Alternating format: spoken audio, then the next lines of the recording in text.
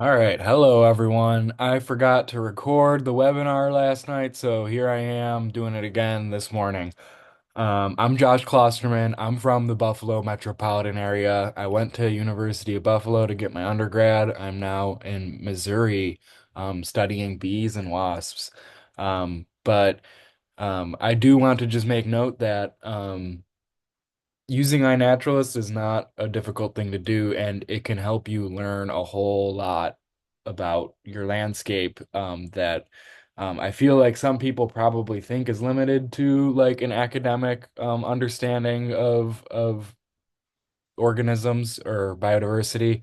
But that's not the case at all. And iNaturalist actually makes it very easy to learn about different groups of life. So without further ado, let's get into it. What is iNaturalist? Well, iNaturalist is a website that was made to place and record nature findings and meet other nature and a place for people to come together, naturalists to come together and share what they're seeing out on the landscape. So a wide variety of different kinds of people use iNaturalist from um, uh, a researcher studying the most obscure beetle genus to fishermen and hunters and whatnot, and even just people who are interested in taking photos of plants in their garden or insects that visit their plants in their garden. Um, so yeah, it was originally created as a master's project by some data people, some at the UC Berkeley School of Information, and has snowballed into a very large independent nonprofit 5013C3. Um, so yeah, that's pretty much what iNaturalist is. But when you really step back and look at how much has been put on to this website over the last decade, it's quite striking. We have on iNaturalist over 200 million individual observations of life forms on Earth. And that's pretty spectacular.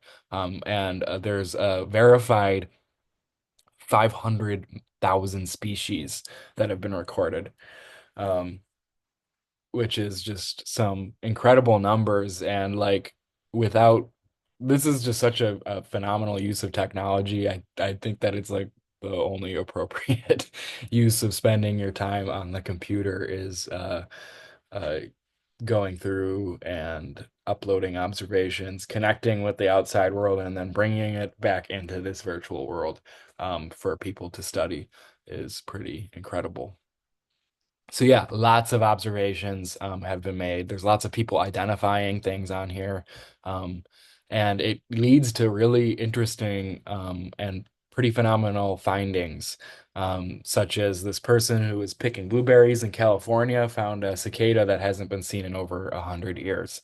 And things like this are happening on iNat regularly, and you don't need to be some sort of like scientist to um, make these kinds of observations. You may not know what you're taking photos of at first, but someone will come along and ID whatever you're observing, and it could be something incredible. It could be a new species to science. There's lots of insects that are yet to be described.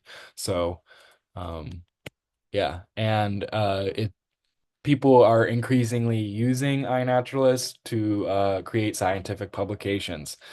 So they're crowdsourcing community science data to make these really cool research articles, such as this one that like investigates the mating behaviors in this family of flies.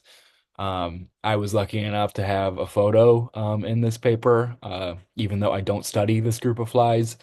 Um, but it was just because I took a photo of it along the Missouri River and someone found it useful. So you never know what someone I that you never will really know what someone else will find super interesting. So when I was taking pictures of those flies, I had no idea. that they'd eventually be in a research article. So, what exactly is an observation? I've been saying that word a lot, but haven't really described it. An observation on iNaturalist is basically just an encounter that you have had with an individual organism. So, in order to make an observation, you need to have an iNaturalist account. You need to record the location of where you saw this organism. You need to provide evidence of what you saw, and most of the time that's in the form of a photo.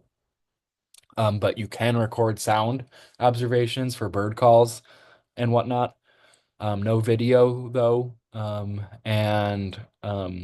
Yeah, so then you'll need to also put the date of where you saw this organism, which is not the date that you put it into iNaturalist, but the date that you actually saw the individual organism. And then there is a little like AI model that will suggest the best fit for your species, but that oftentimes is not correct. So I will, if I'm not totally sure about what I'm seeing, will ID it to a broad taxonomic rank or like a broad category such as plants, fungi, animals, insects, mammals, so on and so forth. So how do you sign up for iNaturalist? Well, you go to www.inaturalist.com and put in this information right here, and you will have a brand new, brand spanking new iNaturalist account. Um, so from there, you just got to start observing, and to start observing, you got to get out there. You got to start looking at the ground and looking at new flowers that you haven't recognized before, and start to tease apart the mass of green that is on the edge of our um, civilization. Um, but yeah, so there's a few ways about going to make an observation.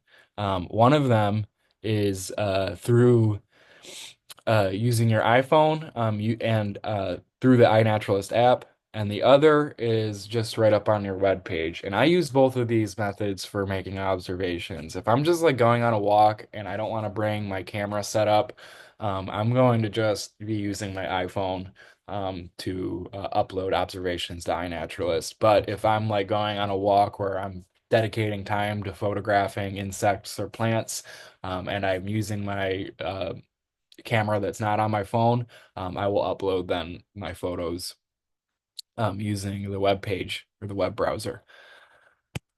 So I'm going to talk about a bit about uploading with an iPhone or a cell phone first. So first you got to download that app from the App Store. Um, Pretty simple. I think both Android and Apple should have it right in their App Store. So just be downloading it from there. Now, once you have it downloaded and open it up, there are little differences between the Android and the iPhone app, but fundamentally, they're essentially the same thing. I think you can do a bit more with the Android version of the app than you can with the iPhone, but essentially, when we're making observations, it boils down to the same steps. You're going to tap on the Observe tab, which is either going to be on um, the top or the bottom of your app screen. And then you're going to add some photos, choose an identification.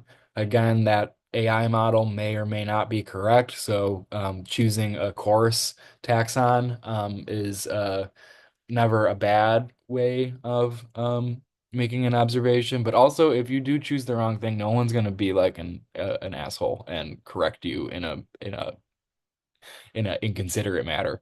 People on this website are generally very nice. I've only ever encountered a couple of bad eggs. So yeah, you're gonna choose an identification, then your phone will automatically update when, where, and when and where you saw the individual based on the photo that you put into the app. So whatever geotagged information or metadata that's on the photo that you upload through the app, it will take that information. So you won't need to manually update the time and place of these observations that you make through your app. So then you're going to save the observation, and then when you have Wi-Fi, or if you're using cell service, it will upload directly to the community, and you can check back to see if anyone has left any identifications on your post.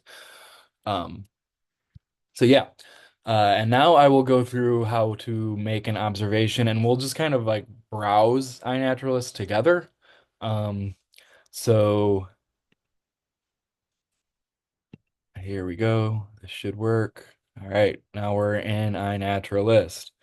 So I'm gonna sign in, and this is where you can also sign up. So I'm gonna log in. Ooh, that's a cool mushroom. Um, okay, so we're in here now, and once you're in iNaturalist, you can do a lot of cool things. So here's this Explore tab where it just shows all of the observations that have been made um, on iNaturalist in chronological order. So the last upload to iNaturalist was this common wall lizard from Italy. It's pretty cool. But you and you can use this to like search for pretty much any form of life, and I just think that it's the coolest thing ever. So like if you get really interested in, let's say, like, I don't know, goldenrods, you can type in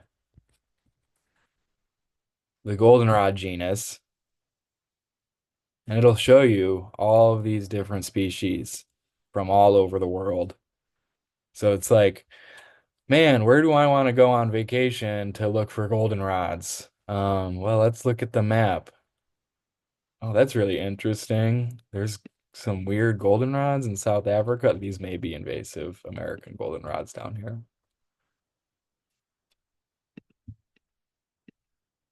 Anyways, you get my point. You can use this app to find really cool species. Um, So like, or and it also makes it very easy for me to like recall where I have seen things before. And one of the main reasons why I'm using iNat is to use it as a means to sort my photos. So I take lots of photos of lots of different life forms, and iNaturalist will sort those photos for me in a very um, convenient manner. So here are all my observations that I've made. Um, I haven't gotten much further than Arizona, but it's cool that you can visualize this on a map too, like where all of the photos you've taken get put on a get can be seen as a point on a map. But then you can also look at them like this. So a grid of your photos. Um, just listed chronologically, and then also a list. But then I can be like, okay, so what the heck was that goldenrod that I saw that only exists in one Kentucky valley? So I don't really remember the species name, but I remember it was a goldenrod. It was a Solidago, um, and it was from Kentucky. Oh, okay, yeah, it was Solidago albopilosa, a cool endemic Kentucky goldenrod. Um, only exists there in the world. So yeah, this is just a really useful tool for being able to recall where you have seen something before. And it sorts your photos by systematics, like by taxonomy. So all of your photos are grouped. You can go to your life list from the corner right here, list, and view my dynamic life list. And here it sorts all my photos by branch of life, which is pretty phenomenal. I was doing this all in hundreds of folders in a hard drive before, and now they're all automatically sorted. I can go to Insecta. Oh, what the heck? I these Dermaptera. what are my Dermaptera photos? So hopefully y'all are seeing the usefulness of this app at this point. Um, and then right on here is the community page where different projects can be made, and this is where the Zor Valley BioBlitz page can be found. So you can go to the community tab, click on projects, and then in this search bar here, just type in Zor Valley, and we're the only one that is going to have Zor Valley in the name of their project title. So it'll be the only one that pops up, and you can join this project from here. Um, and this is where all of the observations that are going to be taken at Zor Valley from April 1st to June 30th will be housed. And they'll come up as points on the map here. And I will be combing through them as they accumulate to identify stuff. So take pictures of bees if you see them, because I can do pretty well with those. Um, okay, so now let's actually make an observation. Um, so I'm gonna go to the upload tab here. And right from here, you can choose files. So what I usually do is like when I come home with my camera, I'll edit all my photos that I think are good enough to be edited and put them in a folder on my desktop. And then from there, I'll just upload them right to iNaturalist. So put those in there. So those are all of my photos from February 28th when I was in the Smokies. And from here, if you have any duplicate photos of the same individual, you can lump them by just dragging them into each other. So that's one observation. This is the same salamander as this salamander. So I'm going to lump those together. This is just one photo of a hepatica. And then these are single photos too. So I have 5 observations here. And the next thing I'm going to do is give them all a location because my camera does not have geotagged or GPS data on it.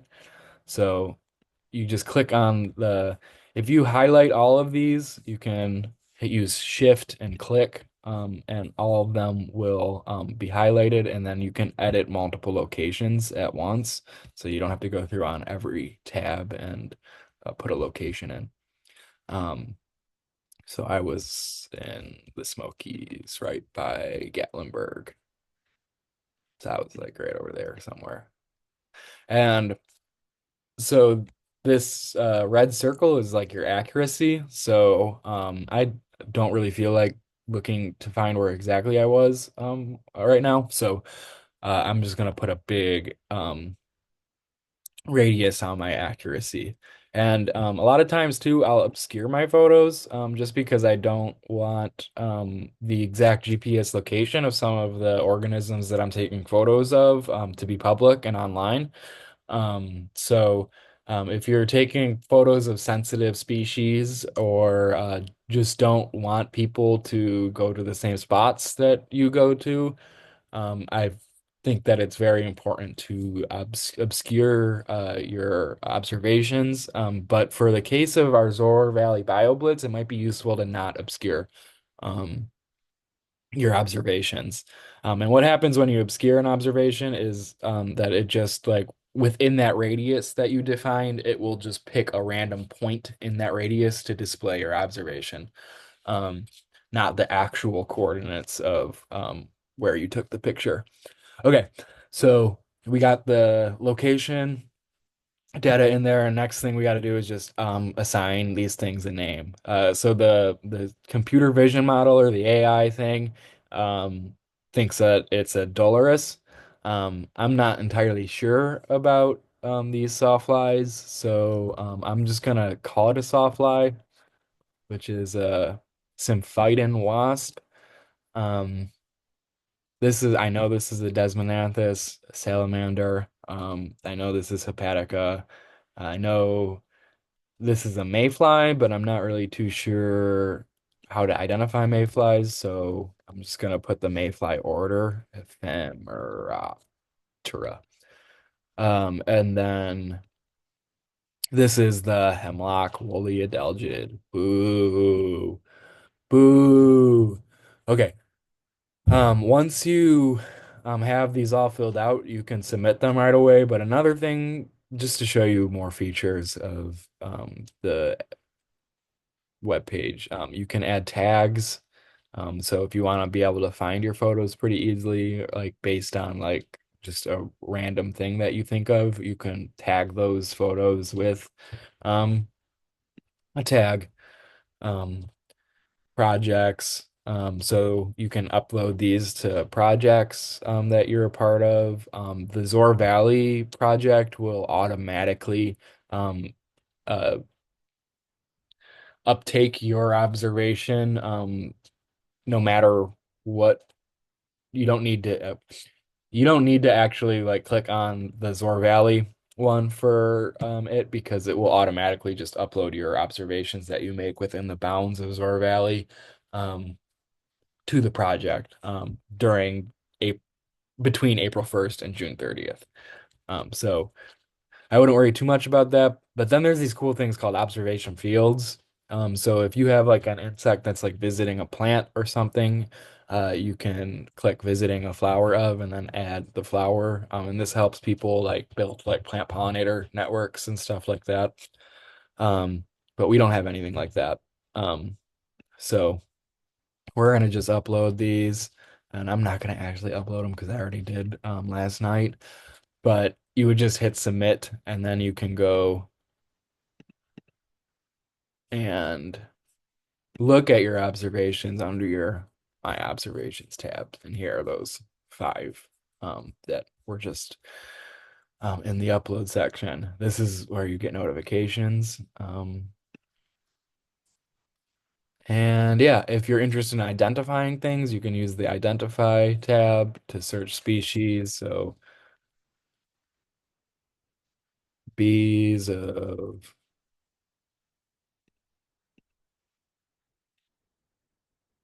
oh cool. Yeah, that's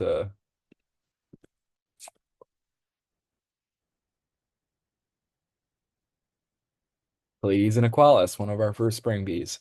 And you'll be seeing those up in Buffalo pretty shortly, probably by the beginning of April. Okay, so that's how you identify things if you're interested in doing that. Um, Okay. So I think that this is going to be the end of my little show and tell on the web page, but we'll get back into the second part of this presentation, which is how to take good photos of things that are identifiable. So you can take lots of photos of plants and insects, but if they're blurry and from a mile away, they won't be able to be identified. So for the rest of the PowerPoint, I'm gonna show you what makes a good sauce in terms of an observation. And that is an in-focus photo and knowing what to photograph based on the organism that you're photographing. And I will go through plants, insects, and fungi. Um, and then also a description of habitat can be quite helpful in making a good observation. So, how do we get in focus photos? Well, if you have a DSLR, it should be pretty easy. There's usually an autofocus button on there, and you can take photos in focus generally pretty easily. But it's a different case with the cell phone. And one of the problems that I have the most with taking photos on a cell phone is the subject getting lost in the background noise. So if you have a very chaotic background and a very small subject, that your phone's autofocus is going to have a real hard time picking out that subject that's very small from the chaotic background. Um, so one way I get around this is by using my hand focus. So if I have a really small, like thin plant that I'm trying to photograph real quickly, I will just put my hand right behind it and use my hand as the autofocus subject. So um, the phone camera will go into focus onto my hand, and in turn, it will create the in focus subject of the plant. Another thing you can do, which is maybe a little bit more confusing to show over a Zoom presentation, but um, if you open up your photo app and go to take a photo, you can click and hold the screen down. So when you see these squares right here, that's me holding down my screen with my finger, and that will lock the autofocus. So now that focus is locked at a specific depth. So it makes it real easy to just kind of move your phone back and forth or the subject back and forth until it gets into focus. Um, so I find that to be very helpful, especially if I don't want my hand in the photo. If it's like a really cool plant or something, or if I'm trying to get a beautiful habitat shot or um, yeah. So now let's talk about knowing what to photograph, and we'll start with plants. With plants, you're gonna kind of want to just take a picture of every part of the plant. So if it has flowers, you're gonna want to take good pictures of the flowers. If it has seeds, you're gonna want to take good pictures of the seeds. Getting photos of the bottom and top surface of the leaf can be very useful. Um, Also, where the leaf connects to the stem can be pretty useful. And then also getting just a general habitus shot of just a shot of this plant in habitat, what it looks like broadly, can be very helpful. So again, flowers, leaves, upper and lower surface, seeds if present, picture of the whole plant and habitat, and then any other notable features too. So if this thing has hairs on it that are like the size of your forearm, you should take pictures of those. Or if it has thorns that like look like it's from Mordor, you should take pictures of those. And those that will help you maximize your likelihood that your photo will be identified to species. All right, for insects, we're gonna get a little bit more in the weeds here, I guess. So it's good if you can, and again, if you can, because insects are different than plants, they will fly away.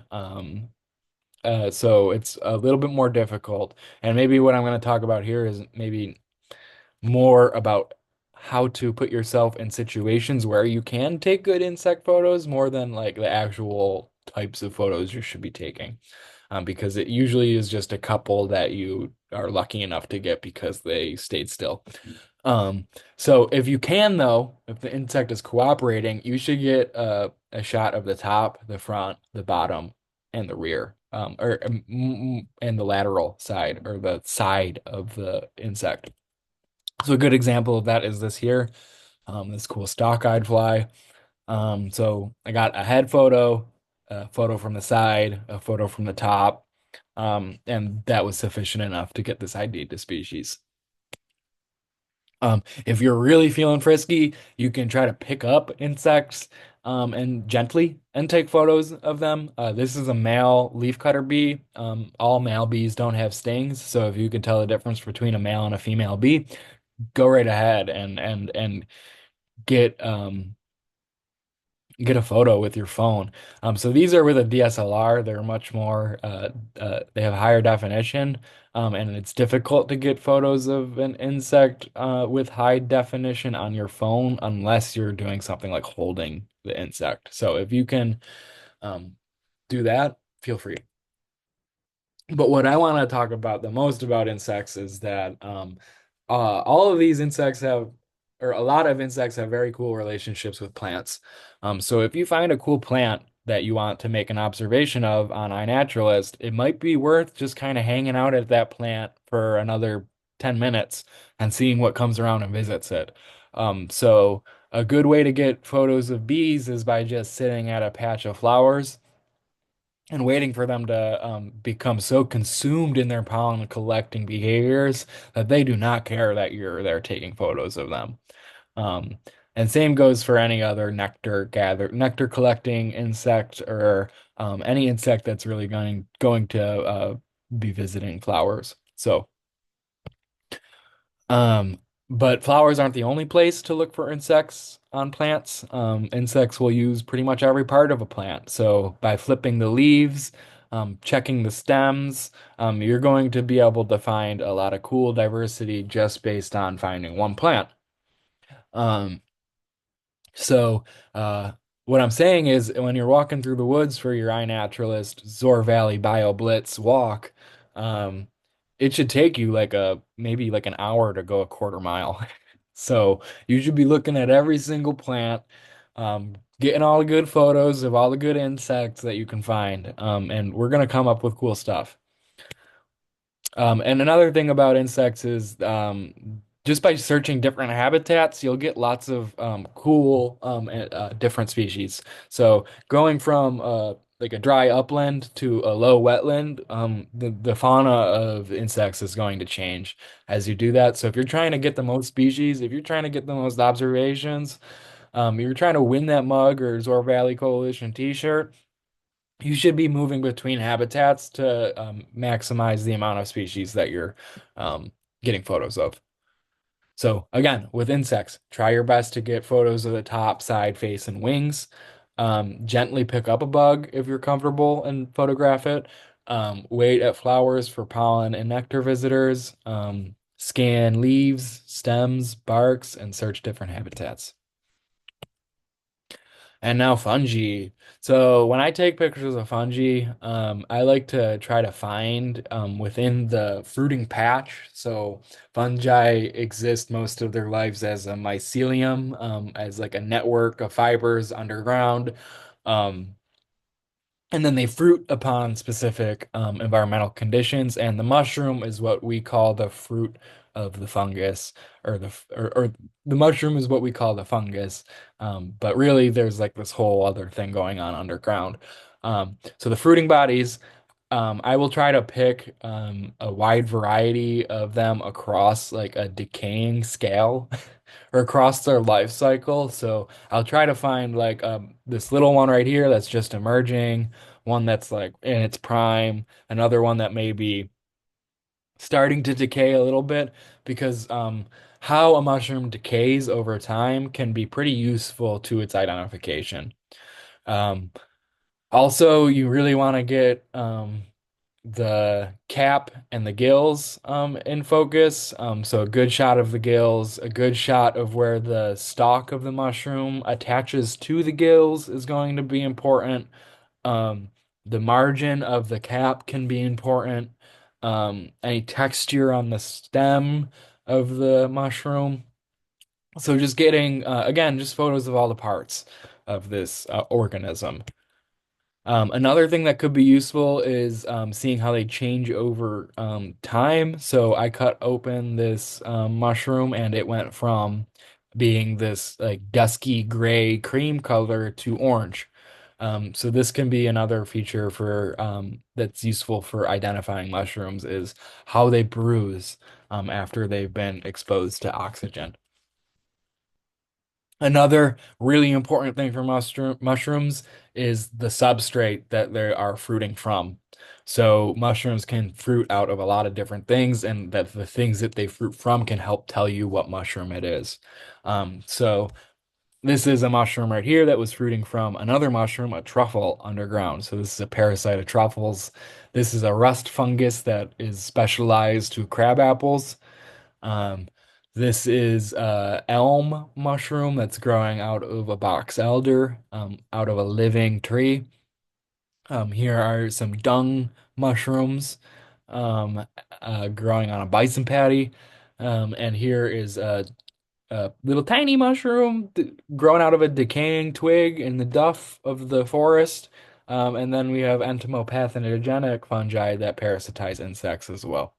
So, what the mushroom is coming out of can help you identify it. So, you got to get photos of the gills, cap, and stem, see if it changes color with bruising, take note of the substrate it's fruiting from, and add details about the habitat. Um, So yeah, as an overview, iNaturalist is a nonprofit that compiles observations of wildlife at a mass scale.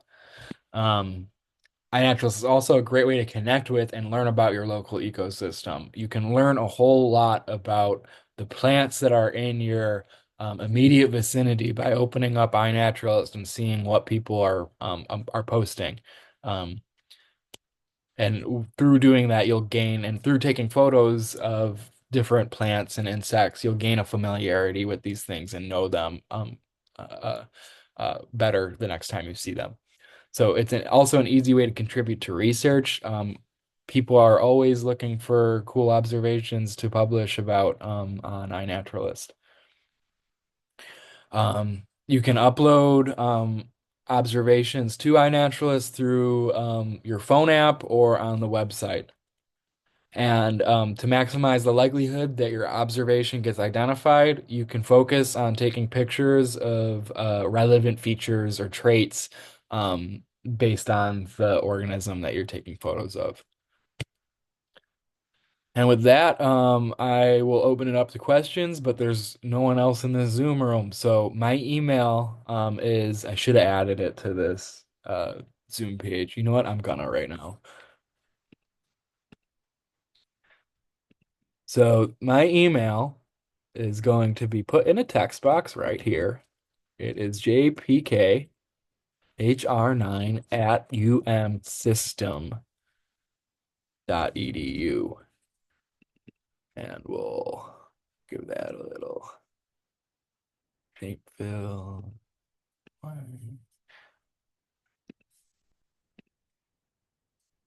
Okay, so I'm sharing my screen again. There is my email right there, jpkhr9 at umsystem.edu. And without further ado, it was splendid. And I hope to see y'all recording observations in the near future. I will be identifying things. So see you there.